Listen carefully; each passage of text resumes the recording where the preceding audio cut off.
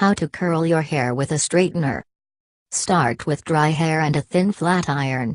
Apply a heat protectant and section off your hair. Take a small section of hair, and clamp the iron over it, close to the scalp. Turn the iron back on itself halfway. Run the iron slowly down the length of your hair. Repeat for the rest of your hair. Start with completely dry hair. Wet hair won't curl at all, and damp hair won't curl as well. Even if you have one of those magical wet to dry hair straighteners, it's best if you have dry hair. If you're blow drying your hair first, use mousse. The extra volume will keep your hair from looking too flat as you curl it. Use a thin flat iron. Your straightener should be about 1 to 2 inches, 2.5 to 5 centimeters, in width from plate to handle. A flat, paddle-style iron won't be able to do curls. It'll be much harder to hold and wrap if you have this kind of straightener, and the hair won't want to stay in the right place. You can try it, but it won't be as easy. Heat the iron up to the minimum temperature you need for your hair. If your hair is fine and thin, stick to the low end of the dial. Only turn it up if your hair tends to be coarse or frizzy. Apply heat protectant. Applying a heat protectant or a thermal spray creates a protective barrier between the hair and the iron so that the hair doesn't frizzle and burn. Spray all over your hair and comb through. If you don't have a comb, just run your fingers through your hair to distribute the product. If you have thick hair, spray it on each section before you tackle it. If you just spray it on the top of all your hair, it won't hit the bottom layers. Part your hair into sections. If you have really thick hair, you'll have better luck curling it in sections instead of trying to attack the whole mess at once. Tie up the hair above your ears and put it in a bun on the top of your head. It needs to be out of the way. Start at the bottom of your scalp, close to your ears and neck. Leave down as much hair as you can work with for your first layer of curls, and pin up the rest. Once that layer is done, you'll unclip your hair and let down another layer. Again, clip up what you can't curl right now. Keep curling in layers. For the last layer, you may wish to curl front to back. However, if you're on a time crunch and your hair is naturally wavy, you should be able to get away with just curling the top layer and the frame around your face. Alternate flicks and curls. Flicks and curls are simply two slightly different ways to curl your hair with a flat iron. Try both to see what you like. Flicks: start halfway down the length of hair, clamp the iron closed and turn it back on itself in a half turn.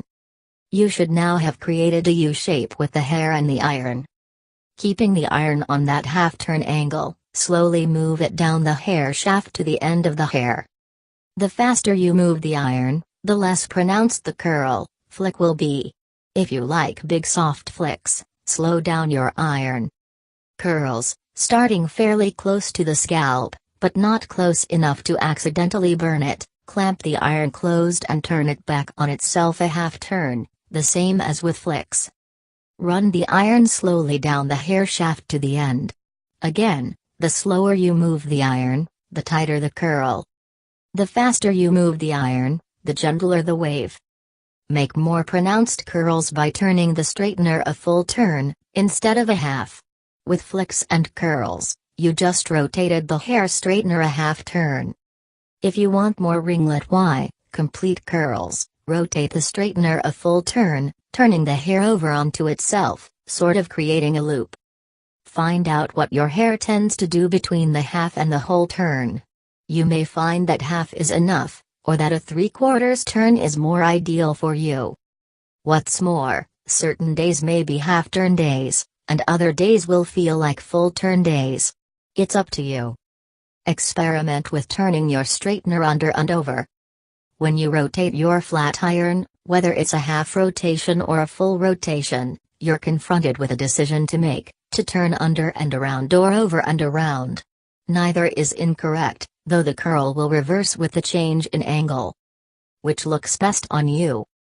Just be sure to keep it consistent. It's easy to curl one way on one side and then when you switch arms to inadvertently switch directions, too. If you do wind up accidentally doing this, You'll probably be the only one who notices your curls in our different directions.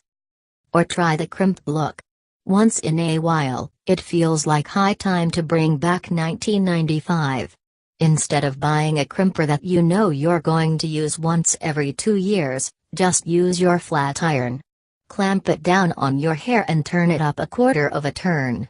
Then, clamp it on the next bit of hair and turn it down a quarter of a turn. Repeat this process down the length of your hair. For crimping, you're clamping down on every bit of your hair. For curling, you simply curl at the top and slowly drag it down, kind of like curling ribbon on a gift or balloon. If your hair doesn't curl easily or doesn't hold a curl, put hairspray on sections immediately before you curl them. If you want your curls to hold their shape just how they immediately fall from the straightener, spritz a tiny bit of hairspray on the hair right before you curl it.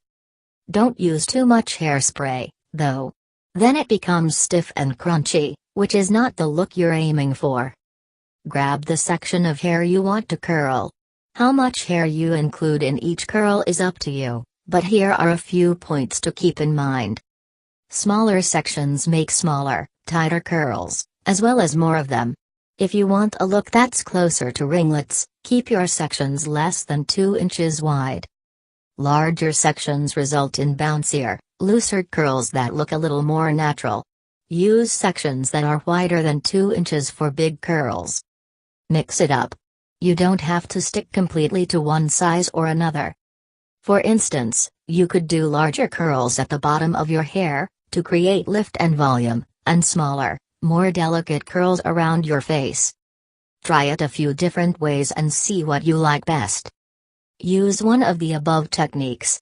The above methods share the same basic principles. Turn your hair straightener over itself, and lightly and slowly drag it down your hair. Clamp lightly, keeping the hair on the straightener plates, not so hard it's difficult to move and not so lightly that the hair escapes. The variables you can switch up: where you start on your hair, towards your scalp or towards the ends, how slowly you move the flat iron, and how much you rotate the flat iron. Experiment with these 3 variables to find the perfect look for you. You don't have to curl all your hair, either. A few strands that are straighter or just wavy can give you a natural, beach-y look. Finish up. You can leave your hair as is when you're finished curling, or you can add an additional touch to wrap up the style you want. For looser curls, gently run your fingers through your hair and tousle it. You'll get a little more volume, and a relaxed, natural look. For more hold, put a light mist of hairspray all over your curls to keep them sleek and tight throughout the day. If you live in a really humid area, consider using an anti-humidity spray as well.